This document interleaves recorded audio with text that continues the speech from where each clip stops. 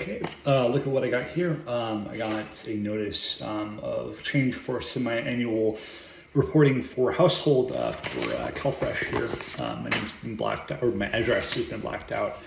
I got my notice date, case number. Oh, my case name is my name, actual name, and then my case number is random digits, and then worker name is whatever this means, FS, NAFS, Bank, EC, March. I'm not sure what that means, but I have a work ID here. Apparently that's good, and then a telephone number, custom ID. So it has all of the things you would have to be on your CalFresh. So basically it shows the month, report month, and then it shows my amount of income, and then deductions, standard deductions, and then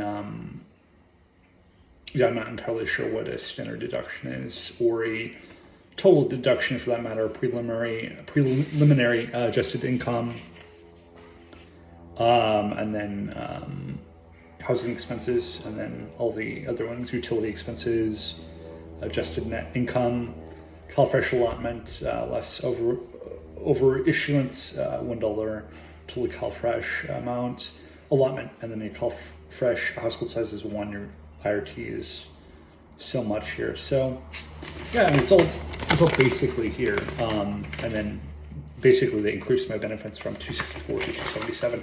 Maybe I need to tell them about my rent. My rent's out of control. It's like $1,200. So kind of terrible. Oh, let's see. Does it say something else in the back? Well, basically this says like I have hearing rights.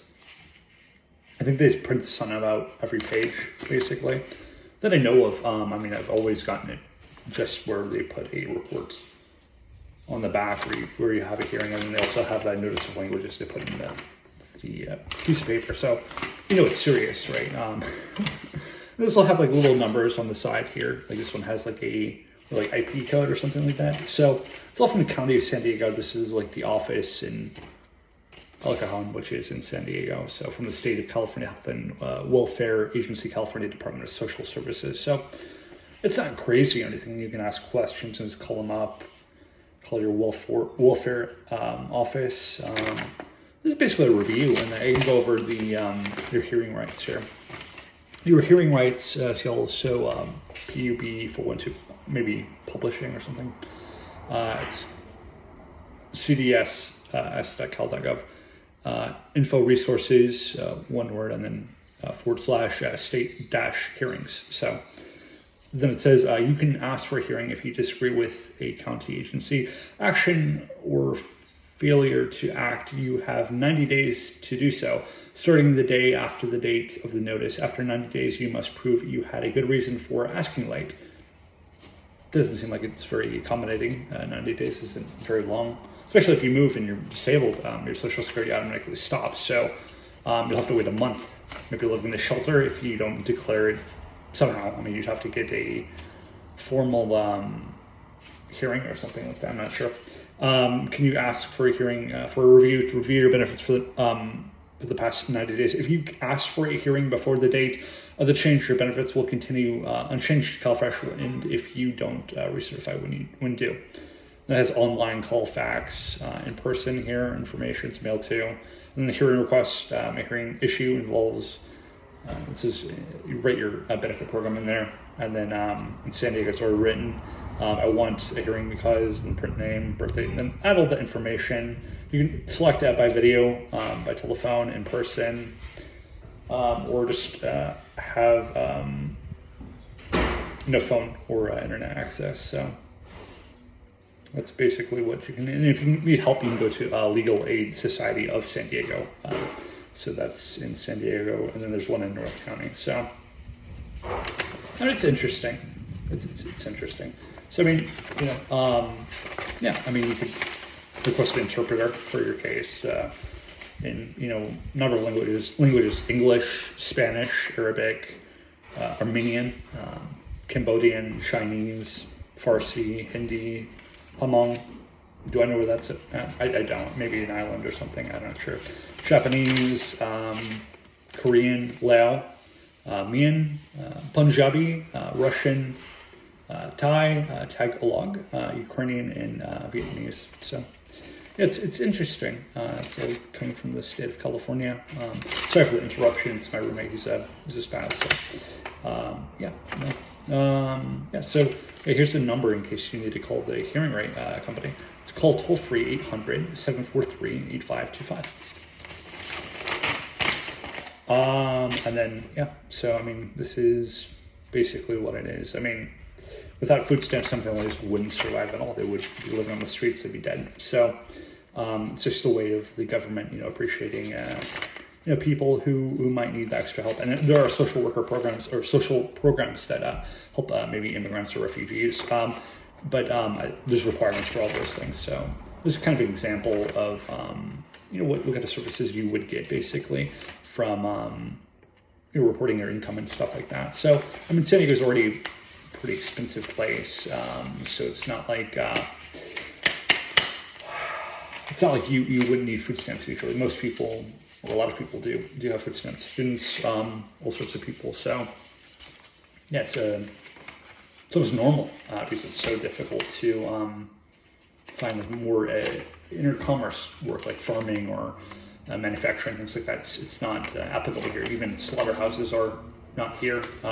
So technically it's not a thing. Like just packaging companies, that's about it. And San Diego is like a small districted community. And there's restaurants and then places you can work, grocery stores, or you could do yard work. It's usually freelance, right?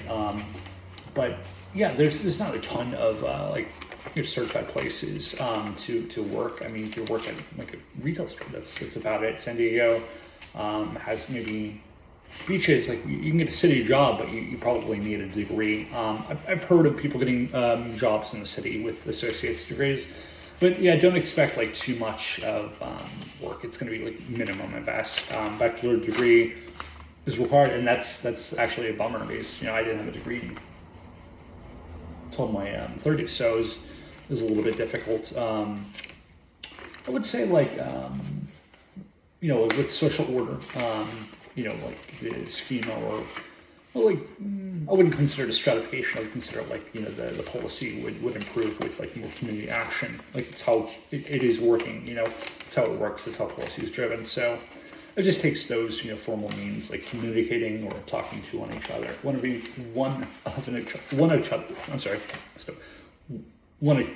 Each other. Okay. So you can go to Facebook or, maybe make groups on, I would say from Craigslist, but I mean, there's other groups online. You can go, Facebook just meet up. People still use that, I think. There's other places like peer groups online. Just look for one for maybe San Diego. There's a lot of groups on Facebook. I mean, they're not always that great. Like sometimes the moderators are a little bit illicit, or administrators for that matter.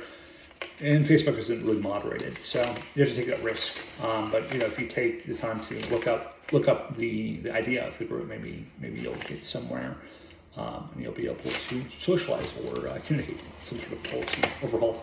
Also, you can call your governor or your mayor to take care of this problem, senator or a congressman if you have that issue with it's like a federal matter or it goes to the federal level.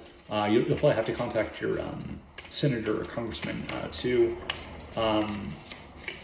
get that point across. Because the local government doesn't do anything, the state government can't do anything. So that's what you can do.